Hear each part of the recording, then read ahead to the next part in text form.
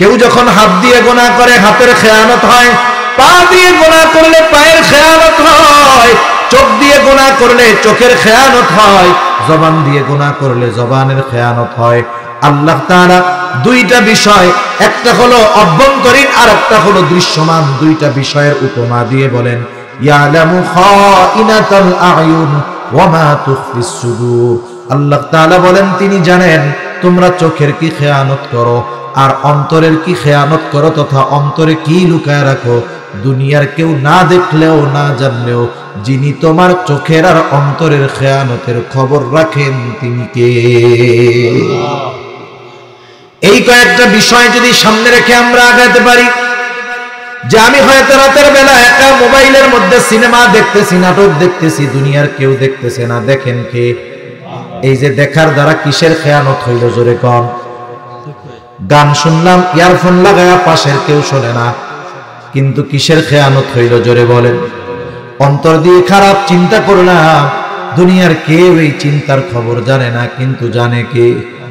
এই রকম প্রত্যেকটা চিন্তা মানুষের জীবন পরিবর্তন করতে পারে, নাইলে পিটিয়ে মানুষের চারিত্রিক পরিবর্তন সম্ভব নয়। বরং সে যদি চিন্তা করে আমার সব কিছুর নিয়ন্ত্রক একজন আছে, দুনিয়ার কেউ না দেখলেও দেখার মতো একজন আছে, এই ভয় এই চিন্তা যার মধ্যে যত গভীর হবে তার আখলাক চরিত্রটাও তত সুন্দর হয়ে যাবে। ইন্নাল্লাহা ইয়া'মুরুকুম আন তু'আদ্দুল আমানাতি ইলা আহলিহা ওয়া ইযা হাকামতুম বাইনান নাসি আন তাহকুমু বিল আদল। আল্লাহ রাব্বুল আলামিন বলেন, নিশ্চয়ই আল্লাহ তোমাদেরকে নির্দেশ দিচ্ছেন, আদেশ দিচ্ছেন, আন তু'আদ্দুল আমানাতি ইলা আহলিহা, যে তোমরা আমানত তার হকদারের কাছে ফিরায়া দাও। 2 নাম্বার, ওয়া ইযা হাকামতুম বাইনান নাস আন তাহকুমু বিল আদল, তোমরা যখন মানুষের মধ্যে বিচার আচার করবা, ন্যায় বিচার করবা। আল্লাহ তাআলার 1 নাম্বার আদেশ যে আমানত তার হকদারের কাছে ফিরায় দাও, পৌঁছায় দাও। এই আয়াতের শানে নুজুলের দিকে গেলে আলোচনা বেশ লম্বা হয়ে যাবে। মুফাসসিরিনে কেরাম বলেন, যদিও এটা একটা ঘটনাকে কেন্দ্র করে আয়াতটা আল্লাহ নাজিল করেছেন, তবে এই হুকুমের মাধ্যমে সকল ধরনের আমানত এর মধ্যে সন্নিবেশিত হয়ে গেছে। সব ধরনের আমানত এর দ্বারা উদ্দেশ্য, কিন্তু বাস্তবতা হলো আমানতদারিতার বিষয়ে অধিকাংশ মুসলমান আমাদের পূর্ণ স্বচ্ছ ধারণা নাই। আমরা অনেক সময় আমানতদারিতাকে শুধু লেনদেনের মধ্যে সীমাবদ্ধ করে ফেলি, যার কারণে অনেক ভালো মানুষ আছে, দিনদার মানুষ আছে, আমানতদারিতার ব্যাপারে ব্যাপক ধারণা না থাকার কারণে ওই নামাজি ভালো মানুষগুলো কোন সময় যে আমানতের খেয়ানত করে বসে সে সেটা নিজেও জানে না।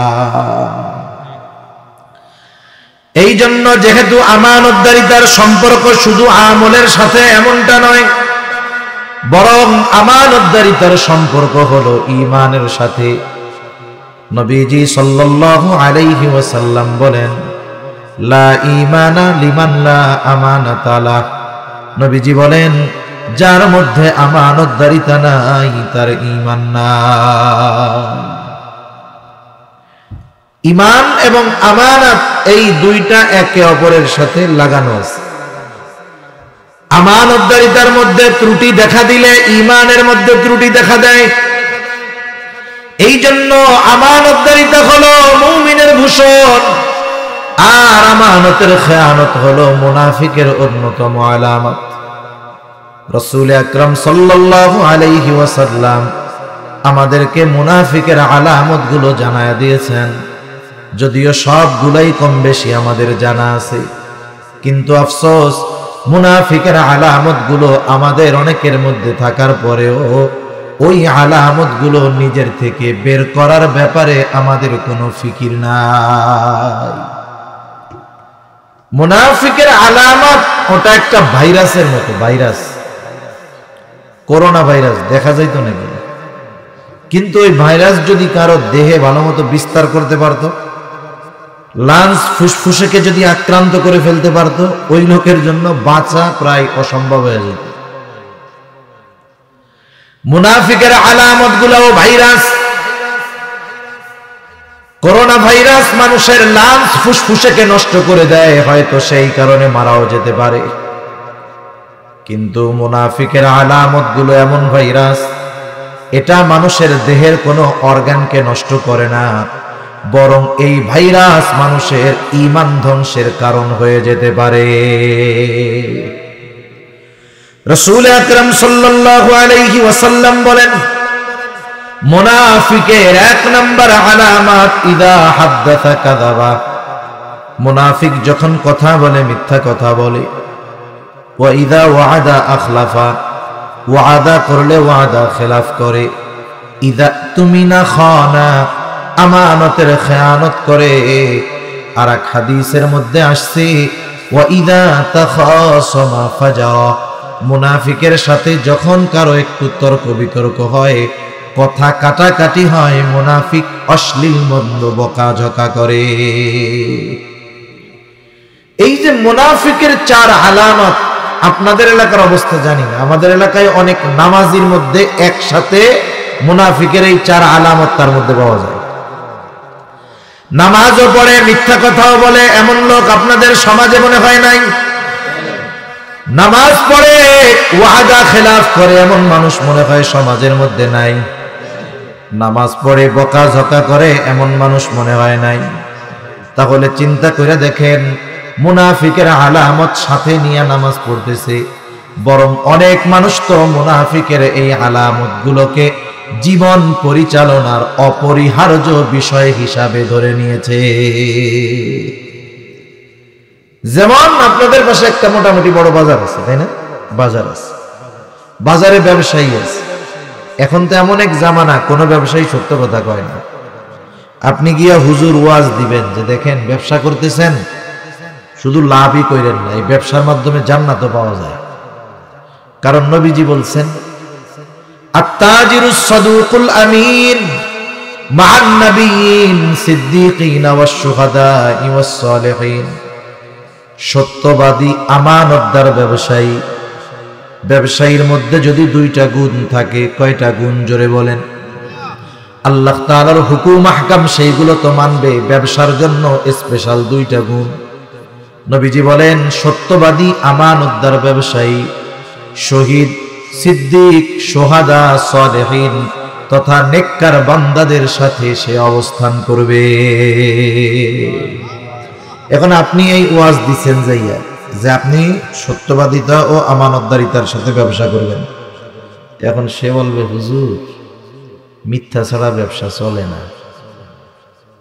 সে যদি মনে করে যে এই মিথ্যা তার জন্য বৈধ, অনেকে মনে করে ব্যবসার ক্ষেত্রে মিথ্যা কথায় অসুবিধা নেই, এইয়া যদি সে মনে করে, তাহলে মিথ্যা বলা কি? আমার একটু জোরে বলেন তো, জোরে বলে কবিরা।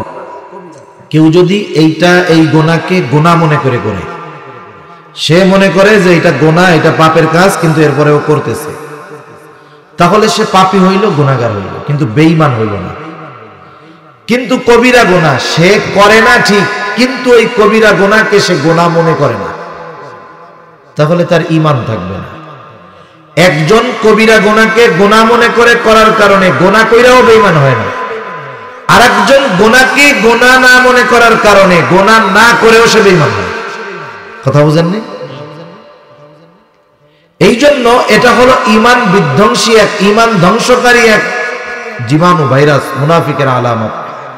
এগুলো যদি আমাদের কারো মধ্যে থাকে, তাহলে রাখবো না বাইর করে দেব? আর মিথ্যা কথা এখন এত সহজলভ্য হয়েছে, সত্য বলা কঠিন, মুখ দিয়ে বাইর হয় না।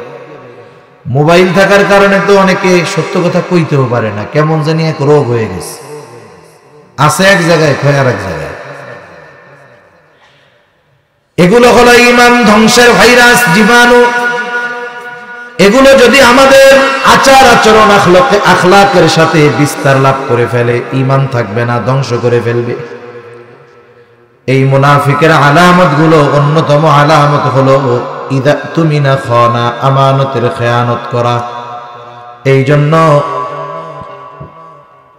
আমানত, মুমিন কখনো খেয়ানতকারী হয় না, আর খেয়ানতকারী কখনো প্রকৃত মুমিন হতে পারে না। একজনের খেয়ানতের অভ্যাস, সে যদি নিজেকে মুমিন দাবি করে, এ দাবি মেনে নেওয়ার কোনো সুযোগ নেই। যেহেতু এটা আমাদের জীবনের সাথে অবশ্যকীয় একটি বিষয়, এই জন্য এই আমানতদারিতার ব্যাপারে আমাদের স্বচ্ছ ধারণার দরকার। একটু খেয়াল দিয়ে আমার কথাগুলো আপনারা একটু শুনবেন ইনশাআল্লাহ। আমানত তাহলে কিসের কিসের মধ্যে হয়, কোন জায়গায় হয়? এক নাম্বার, আমানতদারিতা হয় লেনদেনের মধ্যে, লেনদেনের ক্ষেত্রে হয় আমানত। লেনদেনের ক্ষেত্রে আমানতের বিষয়টা আমাদের কম বেশি সকলের জানা আছে।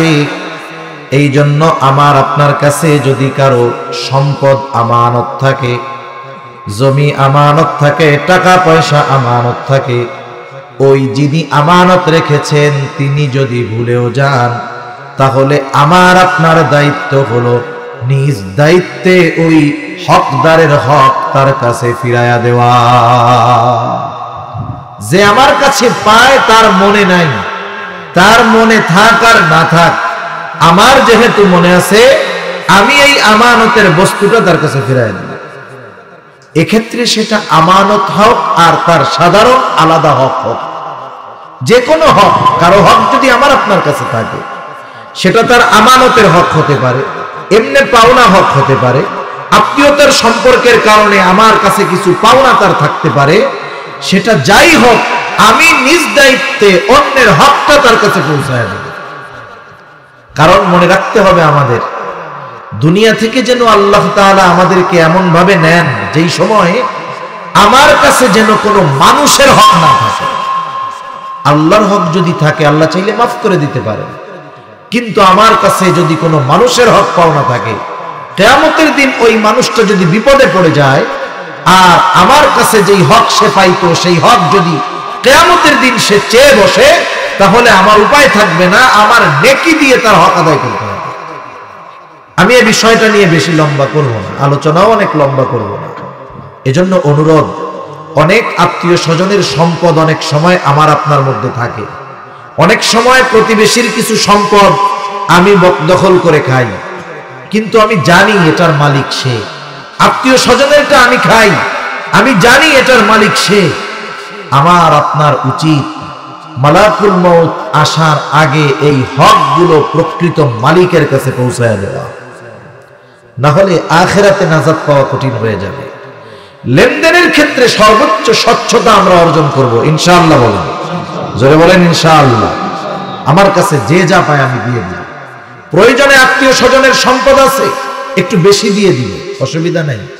আমি যদি দুনিয়ায় একটু মানুষকে ছাড় দেই, আল্লাহ তাআলা হয়তো আখিরাতে আরো বড় ছাড় দিয়ে আমাকে মাফ করে দিবে।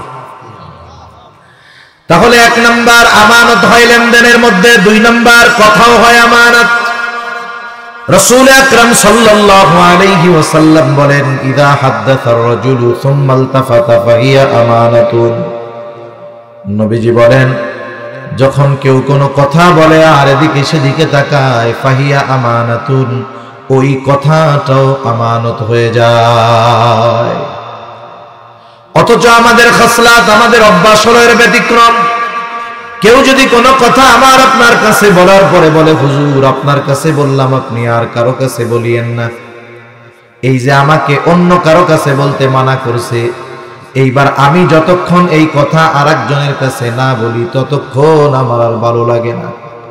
সে আমার চোখের আড়াল হওয়ার আগে আমি আরেকজনকে ডাক দিয়া বলি, শোনো, ওই লোক আমার কাছে এই এই কথাগুলো বলছে, আমি তোমাকে বললাম, তুমি কিন্তু কাউরে কইও না। দোস্ত আর এক দোস্তরে বলে, দোস্ত শুধু তোকে বললাম, তুই কিন্তু কাউকে বলিস না। এখন ওই লোক কি করে, চিন্তা করে যে হুজুররেও তো কারো কাছে বলতে মানা করছিল, হুজুর যেহেতু একজনের কাছে কইছে, আমারও মনে হয় একজনের কাছে কওয়া যায়। এইবারও আর একজনের কাছে বলবে, দেখ হুজুর কি মিথ্যা কথা কইতে পারে না, হুজুর অমুকের ব্যাপারে আমাকে এই কথা বলছে, আমি তোমাকে বললাম, তুমি কিন্তু কাউরে বইলো না। ও চিন্তা করবে, ওরে তো বলছিল কারো কাছে না বলতে, একজনের কাছে কইছে, আমারও মনে হয় একজনের কাছে বলা যায় যাচ্ছে। এইবার ও আরেকজনরে বলে আমি তোমারে বললাম, তুমি কারো কাছে বইল না। এইভাবে সকালের কথা দুপুর হইতে হইতে 100 জনের কাছে পৌঁছায় গেছে। যে যাকে বলে শুধু বলে আমি তোমারে বললাম, তুমি কাউরে বইল না। বলেন তো, যেই কথা কারো কাছে বলা মানা ছিল, সেই কথা যখন 100 জনের কাছে পৌঁছায় গেল, এখন কি খেয়ানত একটা আছে নাকি 100টা হয়ে গেছে? অথচ আমি বলছিলাম একজনের কাছে কথা পৌঁছায় গেছে 100 জনের কাছে। 100 জনের কাছে পৌঁছানোর জন্য দায়ী হলাম আমি। কারণ হাদিসের মধ্যে আসছে, দুনিয়ায় যখন কেউ কোনো ভালো কাজের সূচনা করে, ওই ভালো কাজ দুনিয়ায় যতদিন চলে, যতজন করে, ভালো কাজের সূচনা যার দ্বারা হয়েছে, সে কবরে শুয়া শুয়া ওই ভালো কাজের সওয়াব পাইতে থাকে। আবার যখন কারো দ্বারা কোনো মন্দ কাজের সূচনা হয়, ওই মন্দ কাজ যতদিন দুনিয়ায় চলে, যতজন ওই মন্দ কাজ করে, কবরে শুয়ে শুয়ে সে ওই মন্দ কাজের গুনার অংশ পাইতে থাকে।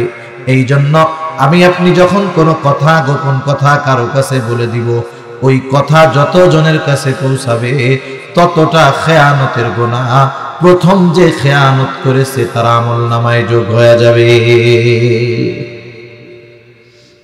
এই জন্য কোন কথা আমানত তথা কোন কথা গোপন রাখতে হবে, এটা সাধারণ মানুষ বুঝে। এমন কথা মানুষের কাছে বলা যাবে না যেই কথা যদি অন্য জনের ব্যাপারে আমি বলে দেই, তাহলে তার সম্মান নষ্ট হবে, জানমালের নিরাপত্তা নষ্ট হবে। তবে এমন কোন কথা যদি আমার আপনার কাছে কেউ গোপনে বলে, ডানে বামে তাকায়া বলে, যেই কথা যদি গোপন রাখা হয়, মানুষের ক্ষতি হবে, এলাকার ক্ষতি হবে, ইসলামের ক্ষতি হবে, তাহলে ওই কথা গোপন রাখা জরুরি নয়, বরং ওই ধরনের কথা যথা দ্রুত সম্ভব মানুষের কাছে পৌঁছায় দেওয়া জরুরি। এজন্য আমার আপনার কাছে কেউ যদি এমন কোনো কথা বলে, যেই কথা প্রকাশ হয়ে গেলে ওই ব্যক্তির সম্মান, ইজ্জত, এগুলো মানুষের কাছে লজ্জার মুখোমুখি তাকে হতে হবে, এই ধরনের বিষয় আমরা গোপন রাখবো। আমাদের অভ্যাস হলো সম্পর্ক ভালো যখন থাকে তখন গোপন করি, সম্পর্ক যখন তার সাথে ভালো থাকে না, ওই কথাকে আমি অস্ত্র হিসাবে ব্যবহার করি। হ্যাঁ, বেশি কথা কইও না, জানি তো তোমার বউ তোমারে পিড়াই করে দেবো, কিন্তু মানুষের বেশ। এখন এই কথা যদি কারো জীবনে ঘটে, আর এই কথা যদি মানুষের সামনে বলে, ওই লোকের ইজ্জত সমান থাকবে? এইরকম সম্পৃক্ততার কথাগুলো, এগুলো সবসময় গোপন রাখতে হয়। শত্রু হলেও শত্রুর আমানতের খেয়ানত করতে হয় না। নবীজি সাল্লাল্লাহু আলাইহি ওয়াসাল্লাম কাফেরদের আমানতেরও খেয়ানত করেন নাই। যখন তিনি হিজরত করবেন, মদিনার উদ্দেশ্যে যেই রাত্রে রওনা হবেন, চতুর্দিক দিয়ে কাফেররা নবীজির ঘর ঘিরে রাখছে। নবীজিও জানে চতুর্দিকে ঘর ঘেরা, কাফেররা সশস্ত্র অবস্থায় আসছে নবীজিকে হত্যা করার জন্য। নবীজি হযরত আলী রাদিয়াল্লাহু তাআলা আনহুকে নিজের ঘরে রেখে, নিজের বিছানায় শুয়াইয়া নবীজি হিজরতের সফর শুরু করেছেন। কেন? কারণ নবীজির কাছে কাফেররাও নির্দ্বিধায় আমানত রাখত। নবীজি যখন সফর শুরু করবে, নবীজির কাছে কাফেরদের কিছু আমানতের মাল ছিল। হযরত আলী রাদিয়াল্লাহু তাআলা আনহুকে নবীজি সব বুঝায়া দিলেন, আমানতের বস্তুগুলো বুঝায়া দিলেন। বললেন, আলী, প্রত্যেকটা সম্পদ তার মালিকের কাছে ফেরায় দেওয়ার পরে তুমি হিজরতের সফর শুরু করবা। চিন্তা করে দেখেন, যাদের জুলুম অত্যাচারের কারণে নবীজির দেশ ছাড়া লাগতেছে, যেই কাবার জন্য নবীজির কত মায়া মোহাব্বত ভালোবাসা, যাদের অত্যাচারের কারণে নবীজির হিজরত করা লাগতেছে, যেই মানুষগুলো নবীজির ঘরের চতুর্দিকে ঘিরে নবীজিকে হত্যা করার জন্য আসছে, নবীজি ওই মানুষগুলোর আমানতের বস্তুর ব্যাপারেও কতটা সতর্ক ছিলেন। সেই জন্য শত্রুর আমানতের খেয়ানত আমরা করব না। 3 নাম্বার দায়িত্ব আমানত। সকল ধরনের দায়িত্ব আমানত। এখন তো এমন এক জামানা, মানুষ দায়িত্ব কিনতে চায়, কোটি কোটি টাকা দিয়ে দায়িত্ব কিনে। অনেকে যখন রাষ্ট্রীয় সরকারি কিছু চাকরি করে, সরকারি অধিকাংশ চাকরি হলো জনগণের সেবা করা, কাজ করা। 15 লাখ ঘুষ দিয়া জনগণের জানমালের নিরাপত্তা দিতে চায়।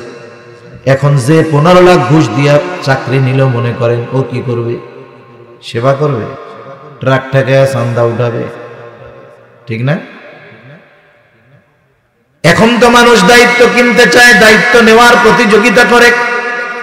কারণ এই মানুষগুলো বোঝে না দায়িত্ব কত বড় আমানত। যদি তারা বুঝতে পারতো দায়িত্ব কত বড় আমানত, দায়িত্ব নিত না, এলাকা ছাইরা পালাইতো। সাহাবায়ে কেরামের জামানায় এমন ছিল, এক সাহাবীর ব্যাপারে এমন বর্ণনা আছে, আলোচনা হয়েছে রাষ্ট্রের একটা দায়িত্ব তাকে দেওয়া হবে, তার অনুপস্থিতিতে যারা আলোচনা করছে তাদের মধ্য থেকে একজন আইসা ওই সাহাবীরে বলতেছে, ভাই আজকে ওই জায়গায় একটা বিষয় আলোচনা হয়েছে, আমরা মোটামুটি আলোচনা করছি, ওই বিষয়ের দায়িত্বটা তোমারে দেওয়া হবে। আমরা তো দায়িত্ব পাওয়ার খবর পাইলে আরো খুশি হই, মিষ্টি বিলাই। ওই সাহাবী চিন্তা করতেছে, হায়রে আমাকে যদি দায়িত্বটা দিয়ে দেয় তাহলে অবস্থাটা কেমন হবে। বিকালবেলা জানছে দায়িত্ব দেওয়া হতে পারে, দেওয়া হয় নাই। এই সাহাবী রাতের বেলায় গাঠি গুঠি নিয়ে এলাকা ছেড়ে চলে গেছে। কিসের ভয়ে? যদি দায়িত্ব দিয়ে দেয় তাহলে আমার কি হবে। এই মানুষেরা দায়িত্ব নিতে ভয় পাইতো, আর আমরা টাকা দিয়ে দায়িত্ব কিনতে যাই। ইমাম আজম আবু হানিফা রাহমাতুল্লাহি আলাইহি খলিফা মনসুর ইমাম আবু হানিফাকে বলছে, ও ইমাম, আপনি প্রধান বিচারকের দায়িত্ব গ্রহণ করেন। সবার সামনে খলিফা প্রস্তাব দিয়েছে ইমাম আবু হানিফাকে। ইমাম আবু হানিফা সাথে সাথে খলিফার প্রস্তাব ফিরাইয়া দিল। খলিফা প্রচন্ড রাগ হয়ে গেছে, কত বড় সাহস, এত বড় অফার, এত বড় পুরস্কারের ঘোষণা আমি দিলাম, দায়িত্বের ঘোষণা দিলাম, যেই দায়িত্ব পাবার জন্য কত মানুষ আশা করে, আর আমি নিজের থেকে এত বড় সম্মানজনক দায়িত্বের প্রস্তাব দিলাম, নিল না। রাগে হাতের চাবুক দিয়া ইমাম আবু হানিফার গায়ে একটা বাড়ি মেরে দিয়েছে। খলিফা মনসুর যখন রাজপ্রাসাদে ফিরে গেছে, খলিফা মনসুরের চাচা বলে, ও মনসুর, কাজটা তুমি ভালো করো নাই। ইমাম আবু হানিফার গায়ে চাবুক দিয়ে বাড়ি মারছো, কাজটা ভালো করো নাই, ক্ষমা চাও। খলিফা নিজে গিয়ে ক্ষমা চাবে, তার একটু লজ্জা লজ্জা লাগে। খলিফা তার বিশ্বস্ত একজনকে পাঠায় দিল, যাও ইমাম আবু হানিফার কাছে গিয়ে আমার পক্ষ থেকে তুমি ক্ষমা চাইবা, মাপ চাইবা। সাথে সাথে এক থলে স্বর্ণ মুদ্রা দিয়ে দিল, বলল, শোনো, তুমি আমার পক্ষ থেকে মাপ চাইবা এবং এই হাদিয়াটা তুমি ইমাম আবু হানিফার কাছে দিবা। সাথে সাথে এটাও বলবা, আপনি যদি এই হাদিয়াটা গ্রহণ করেন তাহলে খলিফা নিশ্চিত হবে যে আপনি তাকে মাফ করে দিয়েছে। লোকটা ইমাম আবু হানিফার কাছে এসে বলে, ইমাম আবু হানিফা, খলিফা মনসুর আপনার সাথে যে আচরণ করেছে তার জন্য তিনি লজ্জিত, ক্ষমা চেয়েছেন, ক্ষমা করে দেন। ইমাম আবু হানিফা তো নববী সিফাতের অধিকারী। আমাদের নবীজি ছিলেন ক্ষমার সাগর। নবীজি প্রতিশোধ পরায়ণ ছিলেন না, ক্ষমা পরায়ণ ছিলেন। ইমাম আবু হানিফাও বললেন, ঠিক আছে, মাফ করে দিলাম। এইবার ওই লোক ওই এক থলে স্বর্ণ মুদ্রা ইমাম আবু হানিফার কাছে দিয়ে বলে, ধরেন, খলিফা এটা আপনার জন্য হাদিয়া দিয়েছে, আপনি যদি খলিফার এই হাদিয়া কবুল করেন তাহলে খলিফা নিশ্চিত হবে যে আপনি তাকে মাফ করে দিয়েছে। যদি গ্রহণ না করেন তাইলে উনি ভাববে মাফ করেন নাই। ইমাম আবু হানিফা বলতেছে, না, আমি মাফ করে দিছি। লোকটা বারবার জোরাজুরি করতেছে, বলে, আপনি রাখেন, কোনো অসুবিধা নাই। ইমাম আবু হানিফা জিজ্ঞাসা করতেছে, তোমার খলিফা যে আমাকে হাদিয়া দিল, এত স্বর্ণ মুদ্রা পাইল কোথায়? মনে রাখবেন, একটা দেশ পরিচালনার দায়িত্ব পাইলেই সে ধনী কিন্তু হয়ে যায় না। আপনারা তো সিলেটের মানুষ, যুক্তরাজ্য তথা ইংল্যান্ডে আপনাদের আত্মীয় স্বজন বেশি। সিলেটের মধ্যে মনে হয় বিশ্বনাথের লোকজনই একটু বেশি, বা এই এলাকার বেশি, তাই না? এইদিকের লোকজন ইংল্যান্ডে বেশি। এই করোনাকালীন সময়ে বর্তমান প্রধানমন্ত্রীর আগে যিনি প্রধানমন্ত্রী ছিলেন, ওনার নাম কি ক্যামেরন যেন ছিল। কি ক্যামেরন? একজন ছিল না, একজন জেমস ক্যামেরন নাকি? এই লোক খবরের পাতায় দেখলাম, উনি বলতেছে যে আমি প্রধানমন্ত্রিত্ব ছেড়ে দিব। কেন? কয় যা বেতন পাই এ দিয়ে আমার সংসার চলে না। আপনারা কি এই খবর পাইছিলেন? উনি দিছে, উনি বলছে কি যে আমি প্রধানমন্ত্রী তো ছেড়ে দিব। কেন? বলে আমি যা অনারিয়াম পাই, সম্মানই পাই, বা আমাকে যে বেতন দেওয়া হয় এটা দিয়ে আমার সংসার চলে না, আমি আমার বিজনেসে মনোনিবেশ করতে চাই। দেখেন, ইংল্যান্ডের মতো একটা রাষ্ট্রের প্রধানমন্ত্রী বলতেছে আমি যা বেতন পাই তা দিয়ে আমার সংসার চলে না। আর আমাদের এই দেশ, অধিকাংশ গরিব মানুষ, কোনো মতে যদি এই দেশে একজন মেম্বার হইতে পারে আর 5 বছর যদি থাকতে পারে, মেম্বার হওয়ার আগে বাড়ি ছিল গাছতলায়, 5 বছর মেম্বার হইয়া 5 তলা বাড়ি হয়ে যায়।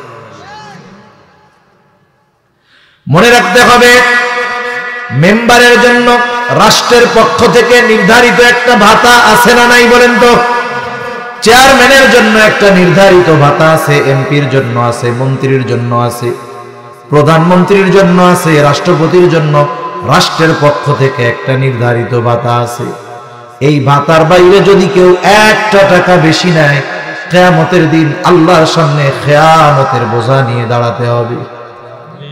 ইমাম আবু হানিফা এবার বললেন, কোথায় পেয়েছে তোমার খলিফা এত মুদ্রা? বলে কোথায় পাবে উনি দিয়েছে রাষ্ট্রীয় কোষাগার থেকে, আপনারে হাদিয়া দিছে। ইমাম আবু হানিফা বলতেছেন না, এটা গ্রহণ করার সুযোগ নাই। এইবার সে আরো জোরে চাপাচাপি করে, বলে আপনি রাখেন, আপনি নিজের জন্য ব্যয় করার দরকার নাই, মানুষকে সদকা করে দিয়েন। ইমাম আবু হানিফা বলতেছে, শোনো, তোমার কাছ থেকে এটা রাখবার পর এটা আমি নিজের জন্য খরচ করি নাকি অন্যকে দিয়ে দেই সেটা কোনো বিষয় হবে না, বরং তোমার খলিফা জানবে ইমাম আবু হানিফা আমার দেওয়া হাদিয়া গ্রহণ করেছে। এখন কইতে পারেন হুজুর, বলতে পারেন হুজুর, এতে ইমাম আবু হানিফার অসুবিধা কি ছিল? খলিফার যদি নিয়ে থাকে দায়ী উনি ওনারে দিচ্ছেন। আমাদের বাংলাদেশে চোরাই মার্কেট আছে, চোরাই মার্কেট। সিলেটে আছে নাকি এরকম? মানে চোরাই মালটাল বিক্রি হয়, কিছু জায়গা আছে সবাই জানে, ওই জায়গায় সব মাল বিক্রি হয়। কি মাল বলেন তো? চোরাই মাল। ঢাকায়ও কিছু মার্কেট আছে, ওটার নামই হয়ে গেছে চোরাই মার্কেট। তার মানে ওইখানে যেই প্রোডাক্ট গুলো আসে সব চুরির মাল। কথা বুঝতে পারছেন? একজন একজনের কাছ থেকে মাল কিনছে, অসুবিধা নেই, কিন্তু সে যদি নিশ্চিত হয় যে এই মালটা চোরাই মাল, তাহলে এর কেনা জায়েজ নেই। কথা বুঝতে পারছেন? ওই যুক্তি দেওয়ার সুযোগ নাই, আমি তো ওর কাছ থেকে টাকা দিয়েই কিনছি। আপনি যতই যুক্তি দেন টাকা দিয়ে কিনছি, কিন্তু আপনি তো জানেন যে ওই লোকটা নিশ্চিত এটা চুরি করে আনছে। যেহেতু আপনি কিনলেন এই চোরাই মালটা তার কাছ থেকে, তার মানে আপনি কিনে তাকে পরবর্তীতে চুরি করার জন্য সহযোগিতা করবেন। সমাজের সব মানুষ যদি এই তাকওয়া অবলম্বন করতো যে আমরা কোনো চোরাই মাল কিনবো না, চোর তৈলে ওই কাম বাদ দিয়ে অন্য কোনো আমল করা শুরু করত। রাষ্ট্রীয় কোষাগার থেকে সম্পদ আসছে, এটা নিঃসন্দেহে ইমাম আবু হানিফা খুব ভালো মতো জানে যে এটা রাষ্ট্রীয় সম্পদের মাল। যতই যুক্তি দেওয়া হোক যে আপনি রাখেন অন্যকে দিয়ে দিয়েন, কাজ হবে না। এইবার ইমাম আবু হানিফা আর একটু কঠোরতার সাথে বললেন, শোনো, এগুলো আমি কখনোই রাখবো না, এগুলো তুমি তোমার খলিফার কাছে ফিরাইয়া দিবা। সাথে সাথে এটাও তাকে বলবা, রাষ্ট্র থেকে তাকে যেই ভাতা দেওয়া হয় এর বাইরে 1 টাকাও নিজের ব্যক্তিগত কাজে ব্যবহার করার অধিকার তাকে ইসলাম দেয় না। কারণ জামানা তো এইরকম। জামানা কিরকম বলেন তো? কেউ যদি কোনো দেশের কোনো রাষ্ট্রের রাষ্ট্র ক্ষমতা পায়, ও মনে হয় ওই দেশের শাসক বা শোষক। আসলে সে ছিল সেবক। সেবক আর শাসক শোষকের মধ্যে তফাৎ আছে না নাই? শুনেন, শাসক শব্দটা একরকম, কিন্তু এখন ক্ষমতা পাইলে সেবক নয়, বরং উল্টা সে শোষক হয়। সে মনে করে যে এই রাষ্ট্রটা এটা তার উত্তরসূরিদের থেকে পাওয়া, এজন্য হুমকি ধামকি দিয়া মানুষকে কথা বললেই মুখ বন্ধ করে দেয়। ঠিক কিনা বলেন? জবাবদিহিতা চাওয়ার কোনো উপায় না। আপনি বলতে পারবেন না যে এটা কেন হলো। অবস্থা হলো কিরকম জানেন? এখন একজন একজনের মারতেছে, বলেন তো মারলে ব্যথা লাগে না?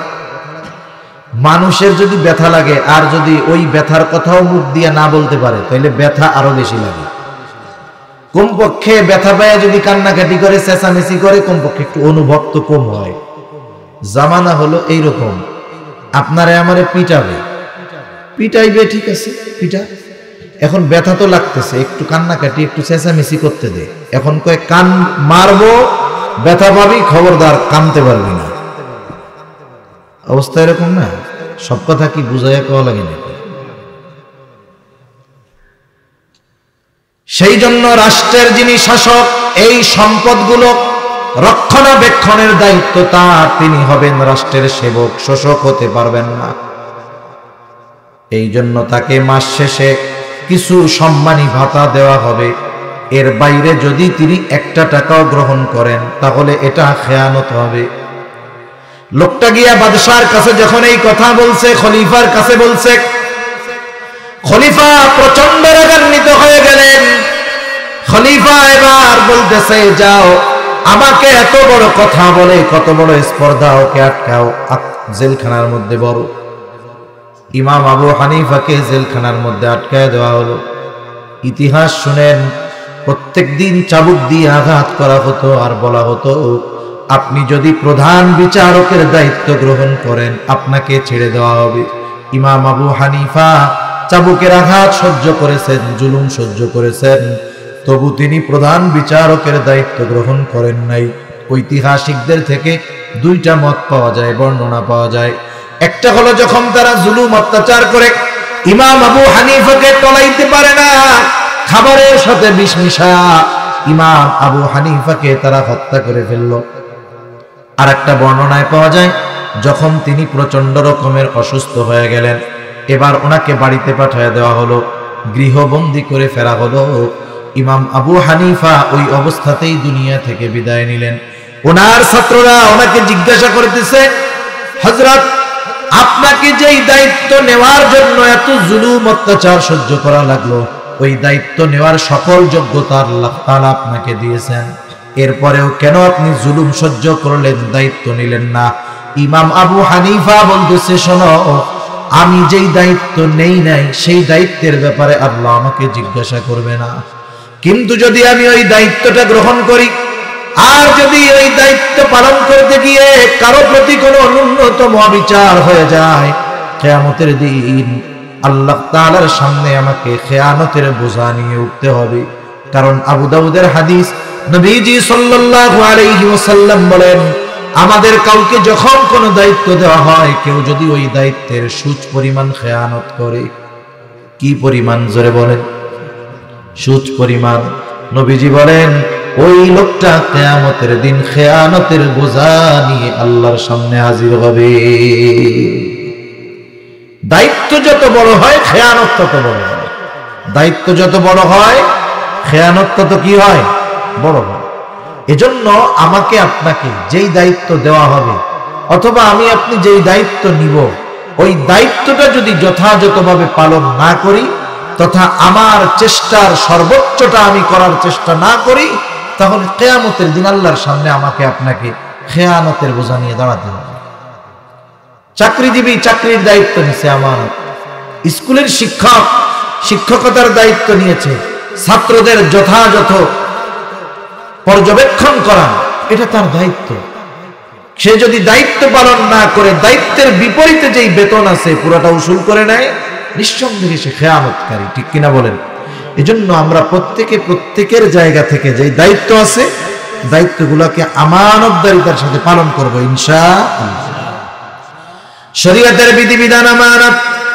আল্লাহ তাআলা বলেন, ইন্না আরাদনাল আমানাতা আলাস সামাওয়াতি ওয়াল আরদি ওয়াল জিবাল ফাআবাইনা আন ইয়াহমিলনাহা ওয়া আশফাকনা মিনহা ওয়া হামালাহাল ইনসান।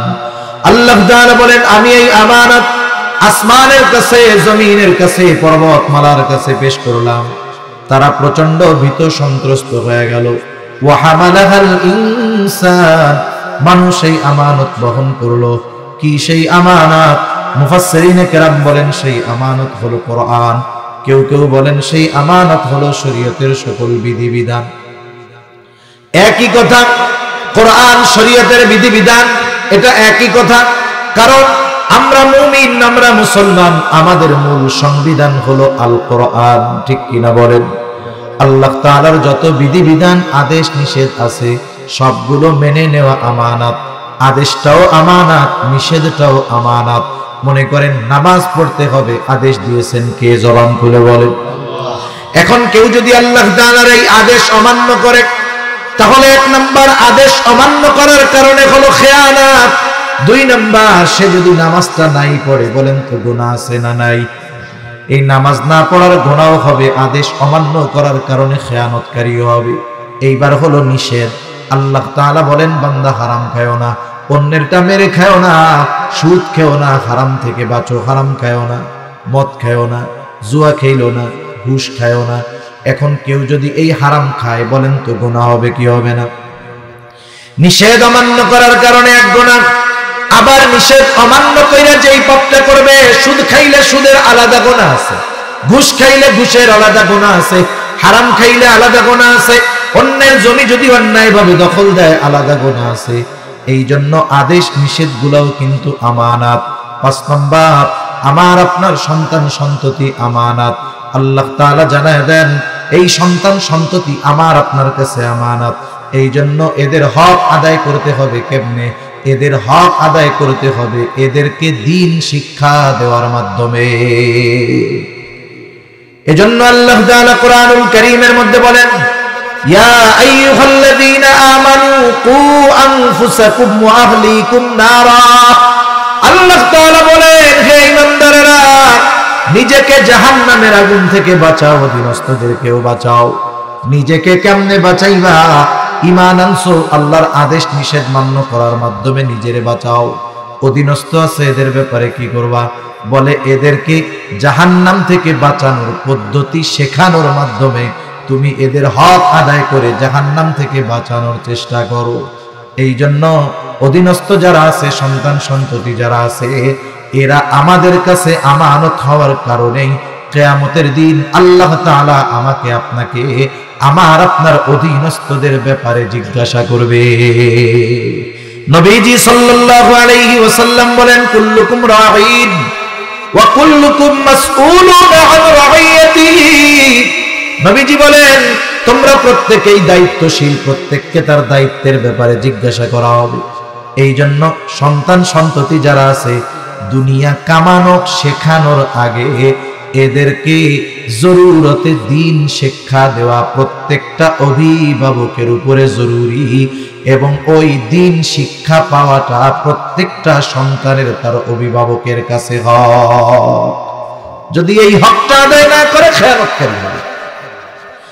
আমার আপনার জানমাল আমার আপনার কাছে আমানত। আল্লাহ তাআলা বলেন, ইন্নাল্লাহা আশতারা মিনাল মুমিনিনা আনফুসাহুম ওয়া আমওয়ালাহুম বিআন্না লাহুমুল জান্নাহ। আল্লাহ তাআলা বলেন, মুমিনের জান এবং মালকে তিনি জান্নাতের বিনিময়ে ক্রয় করে নিয়েছেন। মূলত জান্নাতের মালিক হইলাম আমরা, আর আমাদের জানমালের মালিককে একটু জোরে বলেন। এই জন্য জানমাল আমার আপনার কাছে আমানত। আমানতের জিনিসের মাসালা হইল ব্যবহার করার অনুমতি নাই। কিন্তু আল্লাহ তাআলা বড় মেহেরবান, বড় দয়ালু। আমানতের এই জানমাল আমাদের ব্যবহার করার অনুমতি দিয়ে দিছে, তবে একটা সীমানা দিয়ে দিছে যে বান্দা এই সীমানার মধ্যে জানমাল ব্যয় করো, কোনো অসুবিধা নেই। তোমার নিজের ভালো খাইতে মন চায় ভালো খাও, ভালো করতে মন চাও করো, কোনো অসুবিধা নাই। পরিবার পরিজনের জন্য ব্যয় করো। এক হাদিসের মধ্যে আসছে, পরিবারের জন্য যেটা ব্যয় করা হয় এটাও সদকা। তোমার প্রতিবেশী অভাবী দরিদ্র, তাকে তুমি খাওয়াও দাও, কোনো অসুবিধা নাই। দ্বীনি কাজে ব্যয় করো, অসুবিধা নাই। মাদ্রাসায় দাও, মসজিদে দাও, মাহফিলে দাও, কোনো অসুবিধা নাই। কিন্তু খবরদার, এই টাকা দিয়ে এমন কোন কাজে অংশগ্রহণ করবা না, এমন কোন কাজ এই টাকা দিয়ে করবা না যেটা করলে গুনাহ হয়। এই জন্য গুনার কাজে টাকা পয়সা ব্যয় করা যাবে, মাঝে মধ্যে ওই টাকা দিয়ে বিড়ি সিগারেট কিনে খাওয়া যাবে, কিন্তু যাবে বিড়ি সিগারেট খাওয়া যাইব? বিড়ি সিগারেট খাইলে 2 খেয়ানত একসাথে হয়। বিড়ি সিগারেট খেলে উপকার হয় না? আরে উপকার নাই, ক্ষতি আছে। কিসের ক্ষতি হয়? শুধু মালের ক্ষতি না, জানেরও ক্ষতি। জান মাল দুইটাই আমানত। সিগারেট খাইলে মালেরও ক্ষতি হয়, জানেরও ক্ষতি হয়। সেই জন্য কেউ যদি এই জানমালের ক্ষতি করে, দুনিয়ায় যা হইল হইল, কিন্তু আখিরাতে তো আল্লাহর কাছে তাকে জবাব দিয়ে তার কাঠগড়ায় দাঁড়াতে হবে। এজন্য এই ধরনের কোন কাজে আমরা অর্থ ব্যয় করব না। গুনার কাজে আমার শ্রমকেও কখনো দিব না। মনে করেন একজন গানের আয়োজন করবে, কিন্তু তার টাকা পয়সা নাই। যুবকরা মনে করেন কথার কথা গানের আয়োজন করবে, ওই লোক যায় বলতেছে, দেখ আমার তো টাকা পয়সা দিয়ে সাহায্য করতে পারলাম না, আয় তোদের সাথে 3টা পোস্টার লাগায় দেই, গানের পোস্টার। কি হইব কর? এই যে শ্রম ব্যয় করছে কিসের কাজে? গুনার কাজে। কি করলো তাইলে? খেয়ানত করলো। কিন্তু যদি এই জান আমি দ্বীনের জন্য উৎসর্গ করে দেই, গুনাহ আছে? দ্বীনের জন্য যদি জীবন কোরবান হয়ে যায়, কোনো অসুবিধা নাই। এই জন্য আল্লাহ তাআলা জানমাল আমার আপনার কাছে আমানত রাখছেন, তবে শর্ত সাপেক্ষে ব্যবহারের অনুমতি দিয়েছেন। অঙ্গ প্রত্যঙ্গগুলো আমানত। আল্লাহ তাআলা কোরআনুল কারীমের মধ্যে বলেন, ইয়ালামু খাইনাতাল আয়ুন ওয়া মা তুখফিস সুদূর। আল্লাহ তাআলা জানায় দেন, এই অঙ্গ প্রত্যঙ্গের দ্বারা গুনাহ করলে অঙ্গ প্রত্যঙ্গের খেয়ানত হয়। কেউ যখন হাত দিয়ে গুনাহ করে, হাতের খেয়ানত হয়। পা দিয়ে গুনাহ করলে পায়ের খেয়ানত হয়। চোখ দিয়ে গুনাহ করলে চোখের খেয়ানত হয়। জবান দিয়ে গুনাহ করলে জবানের খেয়ানত হয়। আল্লাহ তাআলা দুইটা বিষয়, একটা হলো অভ্যন্তরীণ আর একটা হলো দৃশ্যমান, দুইটা বিষয়ের উপমা দিয়ে বলেন, ইয়ালামু খাইনাতাল আয়ুন ওয়া মা তুখফিস সুদূর। আল্লাহ তাআলা বলেন, তিনি জানেন তোমরা চোখের কি খেয়ানত করো আর অন্তরের কি খেয়ানত করো, তথা অন্তরে কি লুকায় রাখো। দুনিয়ার কেউ না দেখলেও না জানলেও যিনি তোমার চোখের আর অন্তরের খেয়ানতের খবর রাখেন, তিনি কে? এই কয়েকটা বিষয় যদি সামনে রেখে আমরা আগাতে পারি, যে আমি হয়তো রাতের বেলা একা মোবাইলের মধ্যে সিনেমা দেখতেছি, নাটক দেখতেছি, দুনিয়ার কেউ দেখতেছে না, দেখেন কে? এই যে দেখার দ্বারা কিসের খেয়ানত হইল? জোরে কন। গান শুনলাম, ইয়ারফোন লাগায়া, পাশের কেউ শোনে না, কিন্তু কিসের খেয়ানত হইল? জোরে বলেন। অন্তর দিয়ে খারাপ চিন্তা করলাম, দুনিয়ার কেউ এই চিন্তার খবর জানে না, কিন্তু জানে কে? এই রকম প্রত্যেকটা চিন্তা মানুষের জীবন পরিবর্তন করতে পারে। নাইলে পিটিয়ে মানুষের চারিত্রিক পরিবর্তন সম্ভব নয়।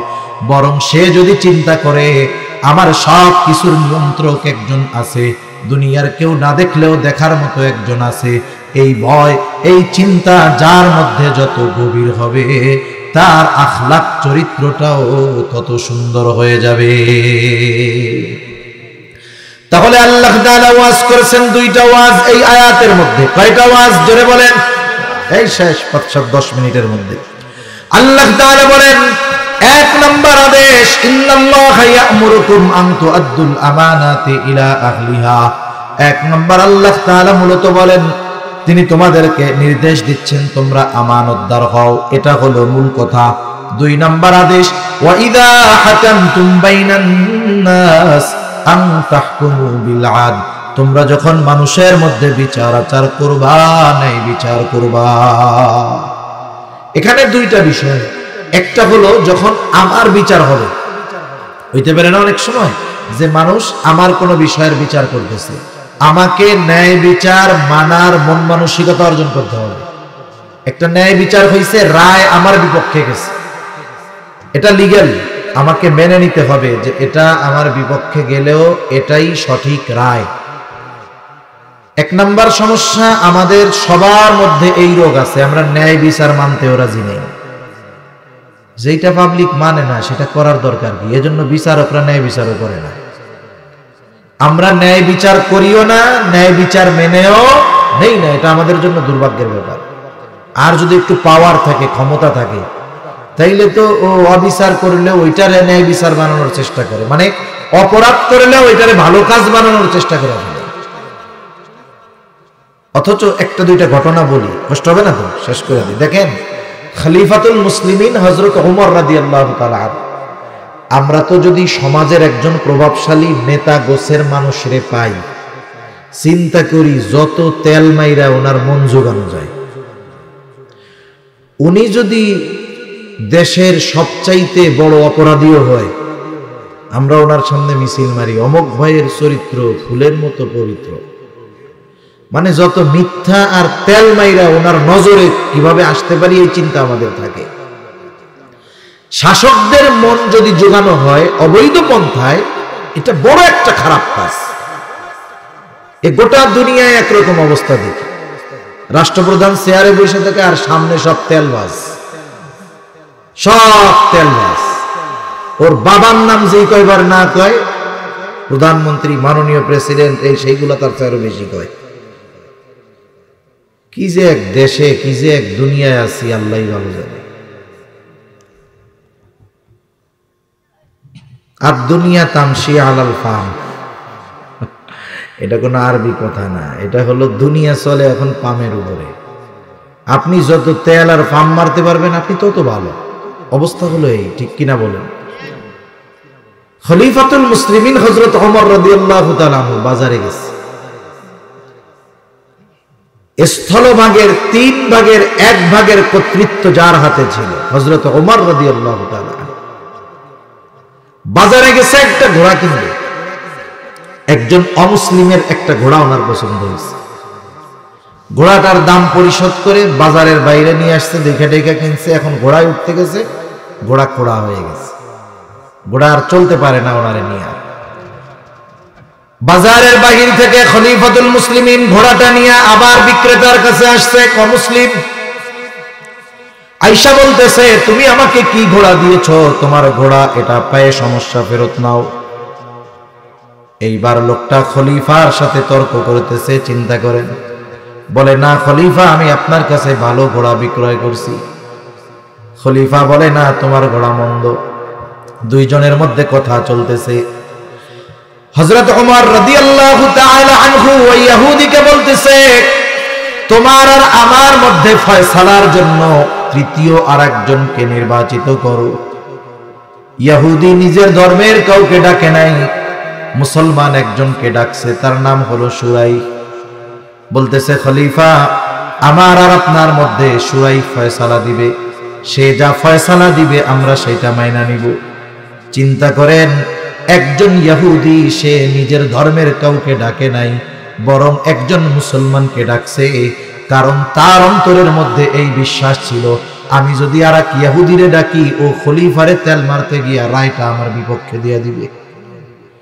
কিন্তু মুসলমান ন্যায় বিচারক, আমি যদি একজন মুসলমানকে আমাদের উভয়ের মাঝে ফয়সালাকারী বানাই, খলিফাকে তেল মারতে যাবে না, কারণ মুসলমান ন্যায় পরায়ণ, সঠিকটাই সে সমাধান দিবে। হায়রে, এমন এক জামানা ছিল অমুসলিমেরাও আমাদের ব্যাপারে সর্বোচ্চ আস্থাভাজন, আস্থাশীল ছিল। এইবার সুরাই দুইজনের কথাই সুন্দরভাবে শুনলেন। এবার তিনি বলেন, খলিফা, আপনি কি চান? হযরত ওমর রাদিয়াল্লাহু তাআলা আনহু বলে, আমি চাই সে এই ঘোড়াটা ফেরত নিবে। এইবার সুরাই বলতেছে, খলিফাতুল মুসলিমিন, এই ঘোড়া ফেরত নিতে সে বাধ্য, তবে শর্ত হলো, আপনি যখন ঘোড়াটা কিনছেন তখন কেমন ছিল? বলে, হ্যাঁ, তখন তো ভালো ছিল। আমি যখন বাজারের বাহিরে নিয়ে ঘোড়ায় উঠতে গেছি তখনই সমস্যাটা দেখা দিছে। বলে, খলিফা, ও ঘোড়া ফেরত নিতে বাধ্য, তবে আপনি যেমন ঘোড়া তার কাছ থেকে কিনেছেন তেমনটাই তাকে ফেরত দিতে হবে। ওর ঘাড় ফেরত নিবে, কিন্তু শর্ত হইলে, আপনিই তো মুখ দিয়া বলছেন যখন কিনছেন তখন ভালো ছিল, আপনার মালিকানায় যাওয়ার পরে খারাপ হয়েছে। হযরত ওমর রাদিয়াল্লাহু তাআলা আনহু চুপ হয়ে গেলেন। বলেন তো, রায় খলিফার পক্ষে গেছে না বিপক্ষে গেছে? হযরত ওমর রাদিয়াল্লাহু তাআলা আনহু একটু পরেই বলতেছেন, হ্যাঁ সুরাই, এটাই ন্যায় বিচার। এইবার সুরাই রায় দিল, খলিফার বিপক্ষে রায় গেল। খলিফা আমেরিকা পাঠায় দেয় নাই, খলিফা তিরস্কার করে নাই, বরং খলিফা তাকে পুরস্কার দিয়েছে, ন্যায় বিচারের পুরস্কার। খলিফাতুল মুসলিমিন সাথে সাথে বলতেছে সুরাই, তুমি আজকেই চলে যাও, কুফার প্রধান বিচারকের আসনটা খালি। আমি চিঠি লেখা দিলাম, আজকে থেকে তোমাকে কুফার প্রধান বিচারক হিসাবে নিয়োগ দেওয়া হলো। দীর্ঘকাল সে ওই কুফার প্রধান বিচারকের দায়িত্ব পালন করছে। তাহলে একটা সময় মানুষের ন্যায় বিচার করার এবং মেনে নেওয়ার অবস্থা ছিল, যে আমি ন্যায় বিচার আমার বিপক্ষে গেছে, অসুবিধা নেই। কিন্তু এখনকার জামানা ন্যায় বিচার মেনেও নিতে চায় না কেউ। এই জন্য বিচারকরাও চিন্তা করে, দেখ তেল আমরাও মারি, অসুবিধা কোথায়, দুনিয়াতে তো ভালো থাকা যাবে, কি বলেন? কিন্তু এটা ঠিক না। ন্যায় বিচার যখন কোন সমাজ থেকে উঠে যায়, ওই সমাজের উপর থেকে আল্লাহর রহমত উঠে যায়। কারণ ন্যায় বিচার যখন না থাকে সমাজে, তখন মাজলুম বাড়ে আর জালেম বাড়ে। জালেম আর মাজলুম যত বাড়বে সমাজে, তত মাজলুম আল্লাহর কাছে বদদুয়া করবে। মাজলুম যখন দুনিয়ায় কোথাও ন্যায় বিচার পায় না, তখন কি আল্লাহ, দুনিয়ায় ন্যায় বিচার পাইলাম না, তোমার কাছে বিচার দিলাম।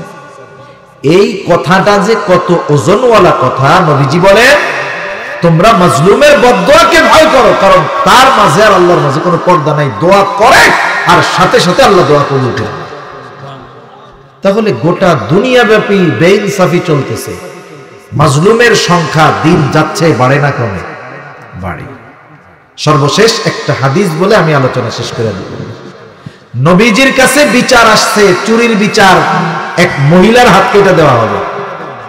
মহিলা কুরাইশ বংশের, মাখজুম গোত্রের মহিলা। কুরাইশ বংশের প্রসিদ্ধ তিনটা শাখা ছিল, একটা হলো হাশেমি, আর একটা হলো উমাইয়া, আর একটা হলো মাখজুম। কুরাইশ বংশের হাশেমি গোত্র গোটা দুনিয়ার সর্বশ্রেষ্ঠ গোত্র, এর উপরে সম্মানিত গোত্র এই দুনিয়ার মধ্যে কোথাও নেই। এই কুরাইশ বংশের হাশেমি গোত্রে আমার আপনার নবী মুহাম্মদুর রাসূলুল্লাহ সাল্লাল্লাহু আলাইহি ওয়াসাল্লামের আগমন ঘটছে।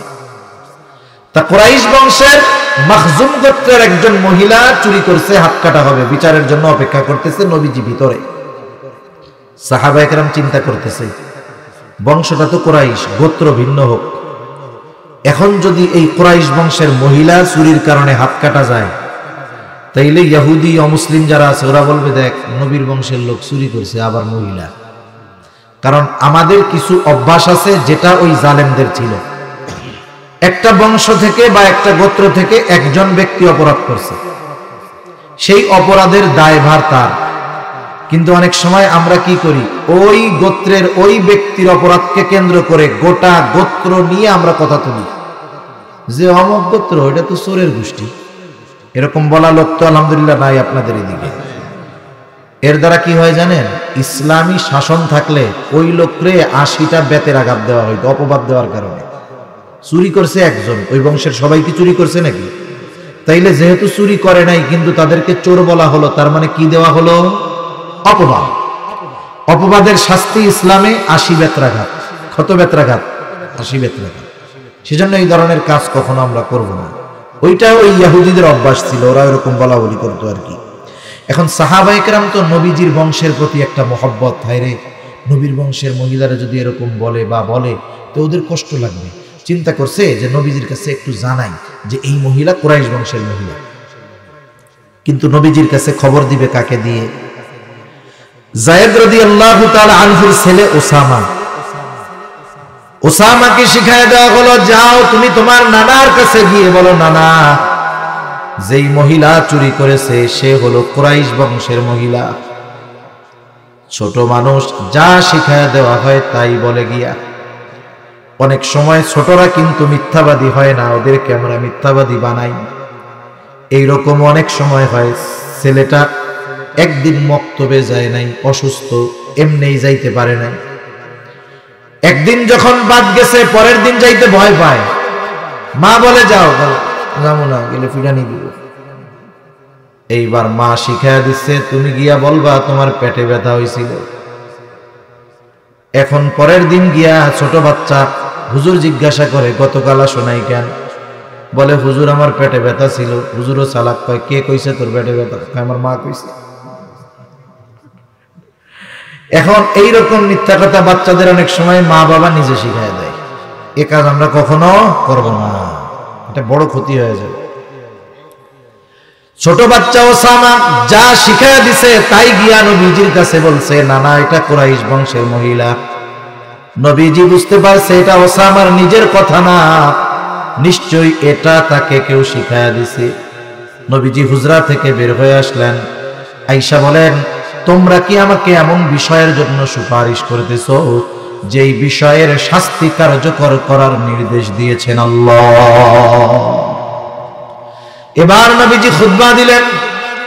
নবীজি বললেন, শোনো, তোমাদের পূর্বে আল্লাহ তাআলা এই কারণে বহু সম্প্রদায়কে ধ্বংস করে দিয়েছে যে তাদের মধ্যে যখন কোন সম্ভ্রান্ত বংশের মানুষ চুরির অপরাধে আটক হইতো তাকে ছেড়ে দেওয়া হইতো, আবার যখন কোন দুর্বল মানুষ একই অপরাধে আটক হতো তার উপরে শাস্তি কার্যকর করা হতো।